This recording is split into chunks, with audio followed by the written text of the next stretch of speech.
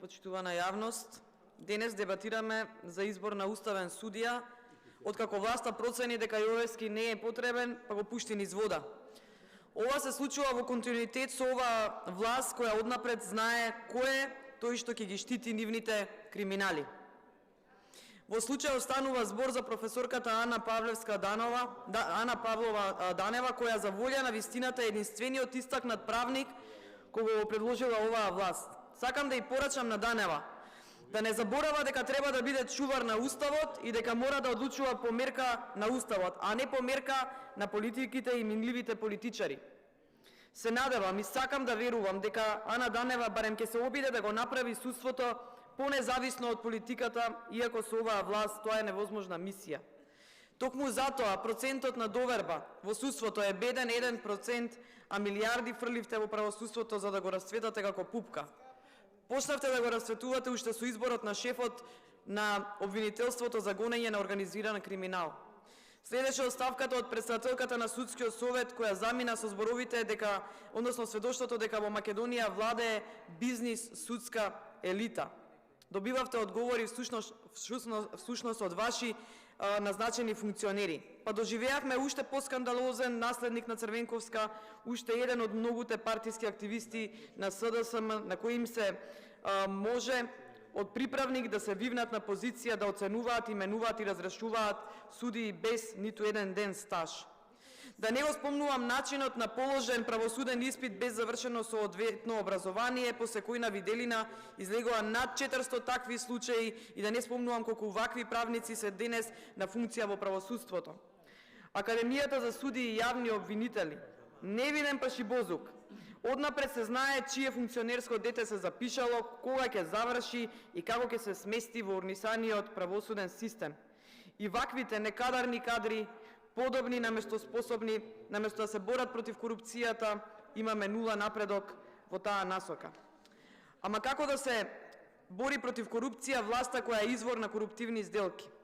Изборот на уставен судија со мандат 9 години, кој по дефиниција мора да биде заштитник на уставноста и законитоста, колеги, е сериозна работа. Имаме многу важна тема, која всушност универзална, затоа што, освен што е фокусирана на Уставниот суд, истовремено се однесува и на судиите и на судовите воопшто. Ама вие го претрупавте народниот правобранител со представки и поплаки од судството. 3000 граѓани се пожалиле и око не ви трепнува. Странските фактори во државава се крајно разочарани од ова што се случува. И извештајот од Европската комисија кажува дека никогаш не било полошо. Замислете, никога за толку кратко време не сме имале повеќе реакции од толку многу амбасадори. Затоа сме песимисти и дека денешниот избор на професорката Данева апсолутно ништо нема да промени во состојбите во судството. Не можете и не смеете правосудството да го користите како алатка за заштита на криминалот и уште помалку за притисок врз ВМРО ДПМН.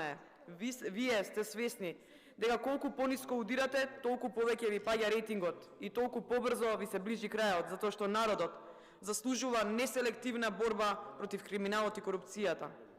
Веќе кај народот не ви поминуваат обидите за дефокус. Судството и обвинителството мора да се ослободат од партиските стеги за да се фокусираат на правда за граѓаните, а одговорност за криминалците. И не, колеги, не само ВМРО ДПМН. Представници на меѓународната заедница констатираат дека власта е криминална и корумпирана, а судството политизирано. Затоа владењето на право и правна држава ги нема и секој граѓанин чувствува правна несигурност, затоа луѓето си заминуваат од државата.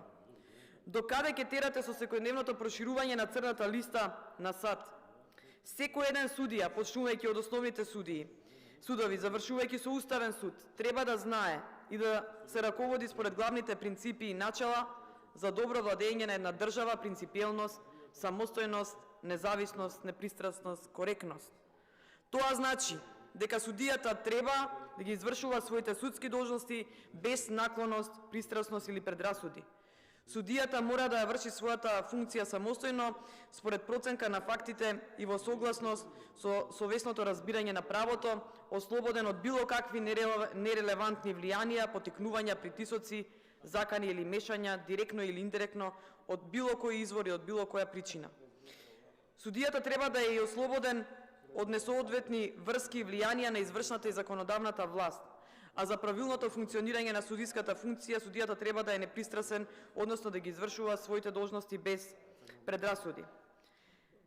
Дали кандидатите за кои е познато дека се членови на партиите на власт ќе бидат непристрасни, без наклонетост, дали ќе се реални и честни? Тешко.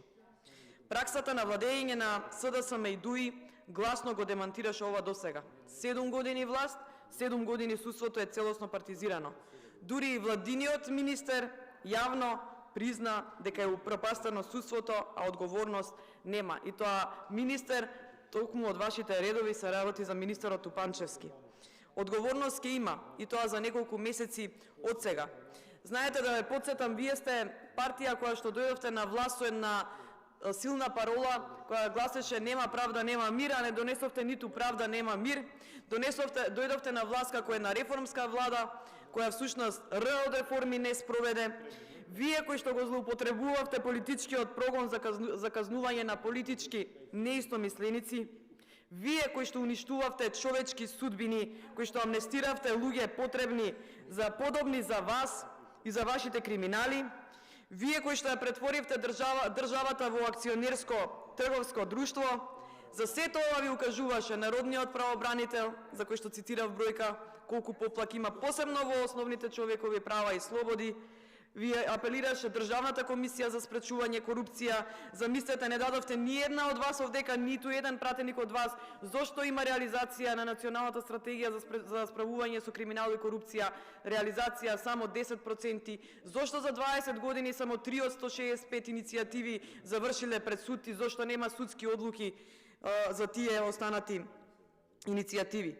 Всушност, имавте вие полицајци кои ви бегаа во епски филмски бегства. Го дерогиравте судството со низа постапки за кои што веќе кажа во својот говор. Буквално од првиот ден кога дојдовте на власт, стигнавте до Луи Витон обвинителство, до судство, трас и така натаму.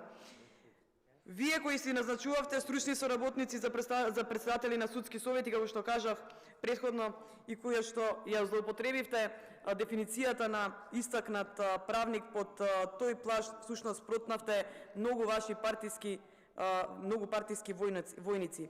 Вие кои што да бевте на нашето место овдека, ќе висевте овдека од првиот ред и немаше да дојдеме до збор да кажеме поучена од она минато искуство како се однесувате како пратеници. Ама за ова жестоко браните, а ќе имате и жесток одговор на 8 мај. Благодарам. Има збор Јадранка Поцко.